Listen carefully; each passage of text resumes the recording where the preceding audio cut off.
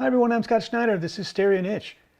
Well, this week I wanted to touch base on something that is in the air, and that is change. It looks like change is very near for many of our favorite brands like Denon, Marantz, Pioneer, and others. Stick around.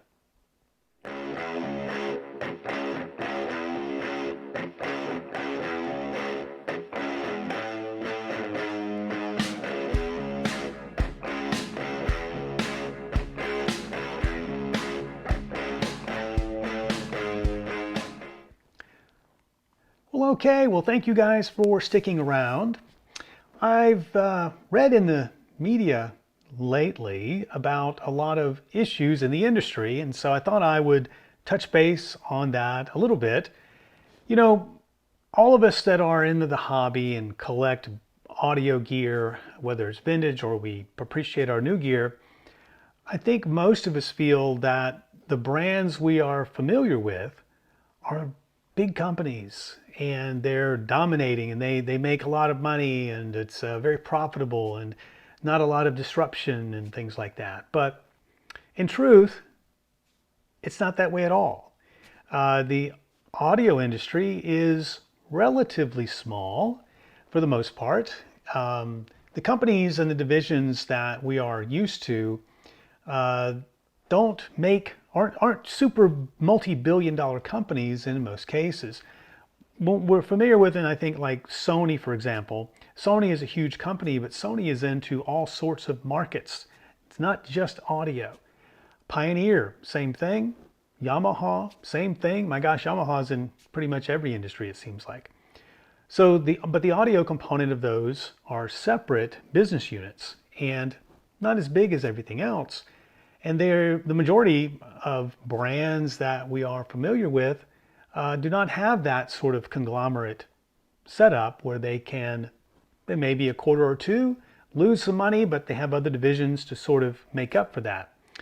And those brands that are sort of individual and on their own have to make it year over year to stay in business. And it's been tough. And the history of audio has been filled with turmoil all the way back to the very beginning. There were many brands that started out that simply, faded away at some point, and some of them were very few years, and some of them were maybe a decade or two, and then they just went away, or were bought out in many cases, or in most cases where the brand was fairly successful. Well, there are a lot of brands that have been sort of gathered up and gobbled up over the past 15, 20 years into conglomerates themselves, and they are currently in the red. A lot of the brands that we are familiar with haven't sort of kept up with the market in a way to attract newer buyers and keeping the younger generation engaged. And a lot of new brands have supplanted them to where younger consumers know those brands better.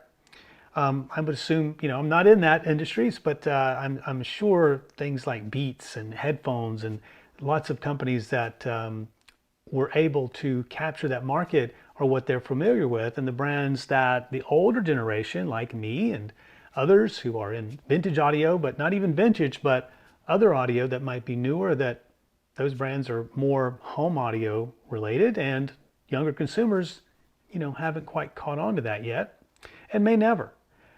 But just this week, I saw some articles in the industry that a couple of the big conglomerates are very close to closing their doors and looking for buyers for their existing brands. And one of those is a company called Massimo, and they bought a conglomerate, a group of brands from a company called Sound United just a couple of years ago.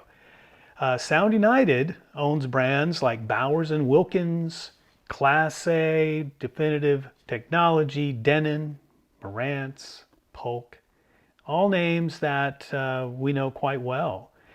And unfortunately, they're in rough times. The article from Channel News is that the former Sound United business could be discontinued next year if the revenues don't change.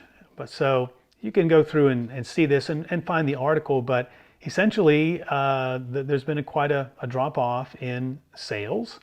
And a lot of that is probably due to a change from the COVID years when people were coming home, and things such as remodeling your home was a big deal. And all of the home stores were doing very well during those years as everyone left the office and came home and were setting up their home office and probably adding a stereo in there and, buying a lot of that to put in there. And it was a big buying frenzy for a few years.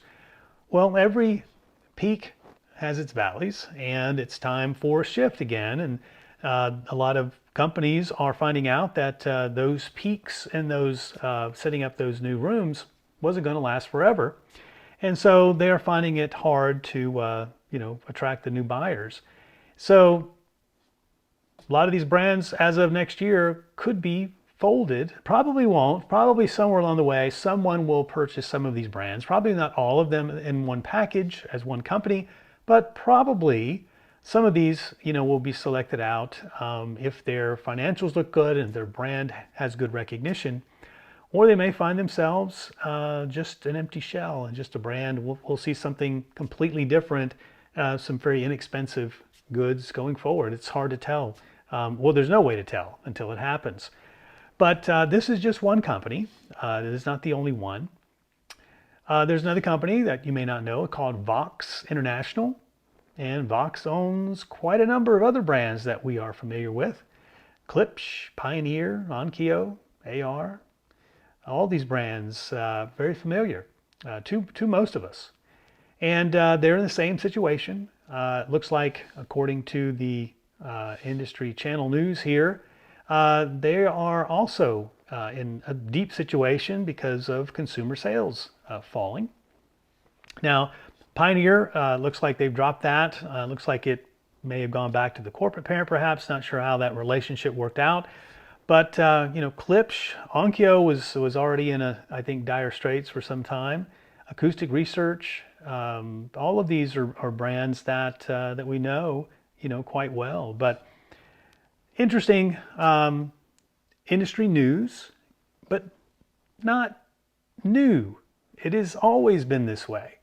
I know that many of us think of a lot of brands as being quite consistent, but I don't think any of them have been. And I'm looking at my stereo gear in the background here. The one that comes to mind for me most is Marantz. While we are very familiar with the Morance brand, Marantz went through a lot of change from the very beginning and very early on. Here's just a high-level overview of the history of Marantz. While it started in 1952, before Saul Marantz got out of the tube era, he had already sold the company to Superscope in 1964. And it was Superscope that actually brought us the silver-faced era and brought all of those units that we know so well through the 70s, but then in 1980 sold the company to Philips Electronics. Philips kept it for another 20 years or so, ended up selling it to an entity known as Marantz Japan. Marantz combined it with Denon at some point in 2002, and then that was called Denon Holdings, which was in existence for quite some time, until it was bought by Sound United in 2017. Now in 2022, Massimo acquired Sound United, and here we are again where Massimo is now looking to spin it off. Now, Massimo is not an electronics company. They are, I think, a healthcare hospital products type company. And so it's not their line of business at all. It was probably an effort to try and save the audio business at the time. But, even with Massimo coming in to help save them, it didn't last very long, apparently. So here we are, again, looking at, a big shift and a big change in the industry. Some of these may survive, some may not. But it's another change, and that's the one constant in audio, and everything else is change. So just thought I would bring that to the table this week and get your feedback, make you aware of it if you hadn't heard that or weren't aware of the situation for many of these brands. But it, is something for us to keep up with and hold on to maybe some of the gear we have, because this a lot of this gear, you know, from these brands anyway, doesn't look like potentially it will be around at all in any new models after this year. So anyway, let me know what your experience is, what you guys think, what your thoughts are on the shift, and where things have gone and where things might be going. So appreciate you guys tuning in. Want to stay up to speed on the next video, hit subscribe, and thank you guys for tuning in.